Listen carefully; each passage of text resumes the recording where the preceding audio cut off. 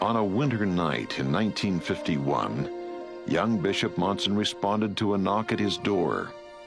A German church member from Ogden announced his brother's family was coming from Germany and would live in the 6th, 7th Ward. He asked if the bishop would go with him to survey the apartment he had rented for them. On their way, the visitor Carl Gertler told Bishop Monson that he had not seen his brother Hans for many years. Arriving at the corner of 4th South and 2nd West, the two ascended a staircase. "It isn't much," Brother Gertler said, "but it's more than they've had in Germany." As Bishop Monson surveyed the cold, uninviting apartment, he recalls, "I was heartsick. I thought, what a dismal welcome for a family that has endured so much." Tom did not sleep well that night. The next morning, in Ward Welfare Committee meeting, one of his counselors asked, "Bishop, is something wrong?" And I told the committee members of my experience. It was as though the Spirit of the Lord just enveloped us. And they said, "What can we do about that, Bishop?" Edward Eardley, the group leader of the high priest, spoke up and said, "I'm a master electrician and have 3 helpers. We'd like to rewire that place. And I have contacts with those who sell refrigerators and those who sell stoves. And I'll get one donated, a new one, of each one of those." And then another person spoke up, namely a painter, contractor, Brother Bowden.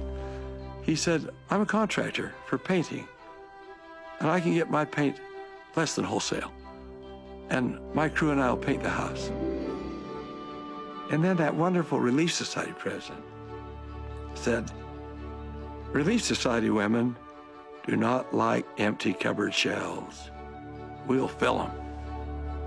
And we went about doing that. We had 2 weeks to do it. The night the Gertlers came, they showed the appearance of someone who'd shed many tears.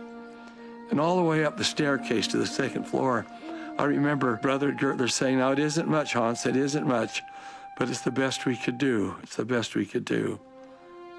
And then they opened the door. Talk about a vision. There was a nice carpet laid by my counselor, who was a contractor for carpet laying. And then there was the wallpaper all nice and new and painting nice. There was the Christmas tree all decorated. Absolutely everything anyone would need.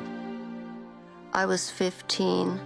I was a very insecure teenager. We had not had a real home since before the war, when our apartment building was bombed. So we always had to double up with other families.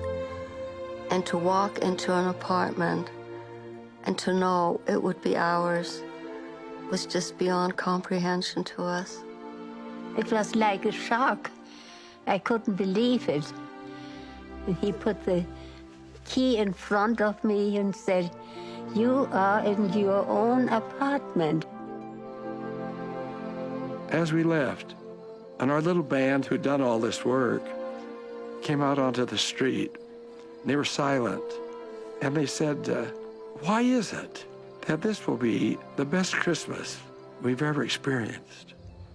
I said, "Do you remember the final verse of Little Town of Bethlehem?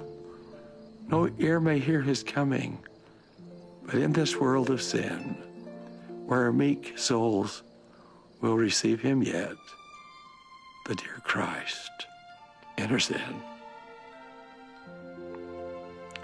He entered into the apartment. He entered into the lives of all who were part of that experience.